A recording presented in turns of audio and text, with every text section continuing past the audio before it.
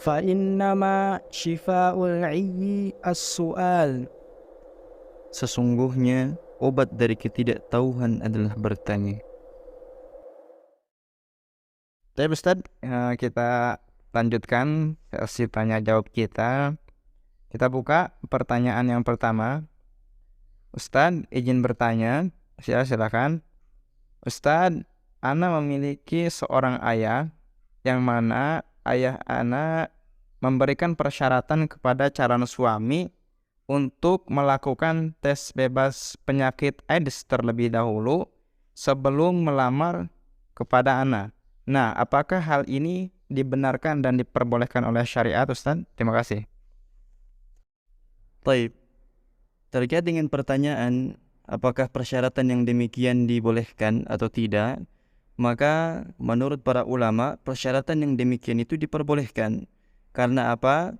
Karena orang yang melakukan satu akad, maka ia berhak mengajukan persyaratan untuk kemaslahatannya atau kemaslahatan orang yang ia wakili. Hal ini dengan catatan bahwa di dalam persyaratan tersebut tidaklah bertentangan dengan syariat agama Islam. Karena Rasulullah SAW bersabda, setiap muslim itu tergantung kepada persyaratan di antara mereka, kecuali persyaratan yang mengharamkan yang halal dan menghalalkan yang haram. Ya, maka daripada itu, apabila di dalamnya tidak ada sesuatu yang bertentangan di dalam agama Islam, maka persyaratan tersebut sah-sah saja.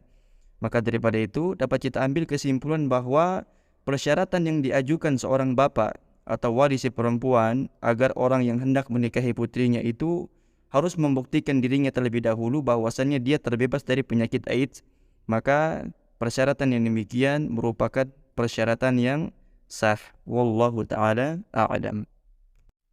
Masya Allah, tabarakallah. Terima kasih Ustadz atas jawabannya. Mudah-mudahan bermanfaat bagi yang bertanya dan umumnya bermanfaat bagi kita sebagai pendengar. Tapi kita lanjutkan pertanyaan yang kedua. Ada pertanyaan, Ustadz, seiring berjalannya teknologi dan ilmu kedokteran, ada istilah bayi tabung. Nah, kemudian bagaimana pandangan syariat dan hukum bayi tabung itu sendiri, Ustadz? Terima kasih. Nah, tak dapat dipungkiri bahwa pada zaman sekarang ini teknologi dalam bidang kedokteran sudah sangat maju. Maka daripada itu ada fenomena yang memang disebut dengan bayi tabung. Dan ini adalah permasalahan baru di dalam dunia Islam, terutama di dalam masalah fikih kesehatan. Menurut para ulama, ya, biasanya dokter ini melakukan bayi tabung ini dengan 7 cara, yang dimana 5 caranya dilarang di dalam agama menurut fatwa ulama, dan 2 cara yang lainnya diperbolehkan menurut fatwa para ulama kontemporer atau para ulama pada zaman sekarang. Cara yang tidak diperbolehkan di dalam agama, yakni ada 5 cara. Yang pertama adalah dengan cara mengawinkan sperma yang diambil dari seorang suami dengan sel telur yang diambil dari seorang wanita yang bukan istrinya. Kemudian hasil pembuahan itu ditanamkan ke dalam rahim istrinya. Cara yang pertama ini tak boleh dilakukan karena pengambilan sel telurnya dari seorang wanita yang bukan istrinya. Tidak boleh seperti demikian. Dan cara yang kedua adalah dengan cara mengawinkan sperma yang diambil dari seorang laki-laki yang bukan suaminya dengan sel telur si istri. Kemudian hasil pembuahan tersebut ditanamkan ke dalam rahim si istri. Maka cara yang kedua ini juga tidak boleh. Dikarenakan apa? Dikarenakan sel sperma yang diambil itu bukanlah dari suaminya, melainkan dari orang lain. Dan cara yang ketiga, yakni dengan cara pembuahan sperma dan sel telur seorang suami dan istri yang dilakukan di luar, tidak di dalam rahim.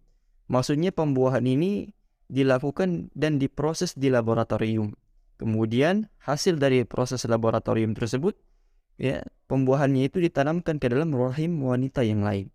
Maka hal yang seperti ini juga menurut para ulama kontemporer tidak diperbolehkan.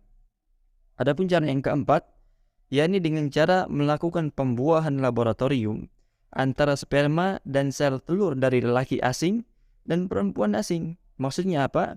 maksudnya sperma dan sel telur yang bukan milik pasangan suami istri yang nanti hasilnya akan ditanamkan dalam rahim istri tersebut. Maka ya, dalam masalah ini kata para ulama juga tidak boleh dilakukan, karena sel telur dan kemudian juga sel sperma ini bukan dari orang yang suami istri. Seperti demikian.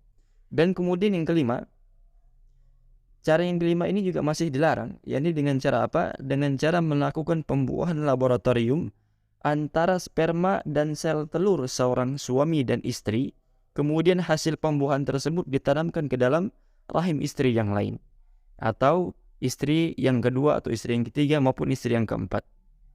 Menurut para ulama ini juga tidak diperbolehkan. Seperti demikian. Ini adalah 5 cara yang dilarang. Ya, 5 cara ini dilarang dan diharamkan menurut tuntunan syariat dan dilarang keras menurut para ulama. Adapun 2 cara selanjutnya, ini adalah 2 cara yang diperbolehkan, yakni dengan cara mengambil sperma suami dan sel telur istrinya, lalu pembuahan ini dilakukan di luar, dan setelah dilakukan pembuahan di luar dan kemudian ditanamkanlah di rahim si istri. Nah, ini diperbolehkan karena sel sperma diambil daripada sang suami dan kemudian sel telur juga diambil daripada sang istri. Ya, ini adalah cara yang pertama yang diperbolehkan. Dan cara yang kedua yang diperbolehkan adalah dengan cara mengambil benih sperma seorang suami, kemudian disuntikkan ke tempat yang sesuai di vagina istrinya atau di rahimnya, sehingga proses pembuahannya terjadi di dalam rahim istrinya. Nah, ini juga boleh, karena sel sperma yang diambil merupakan sel sperma sang suami, dan kemudian sel-sel sperma tersebut disuntikkan ke dalam rahim sang istri, dan kemudian pembuahannya telah terjadi di dalam rahim si istri. Ya, maka daripada itu, berdasarkan kedua cara ini, Dewan Fikih berpandangan bahwa maksudnya Dewan Fikih di sini adalah sebuah organisasi yang di dalamnya ada ulama yang memberikan fatwa. Beliau mengatakan atau mereka mengatakan tidak mengapa menggunakan kedua cara yang diperbolehkan ini, karena memang dibutuhkan, asalkan dengan tetap menegaskan perlunya mengambil sikap hati-hati sebagai mestinya. Wallahu ta'ala a'lam.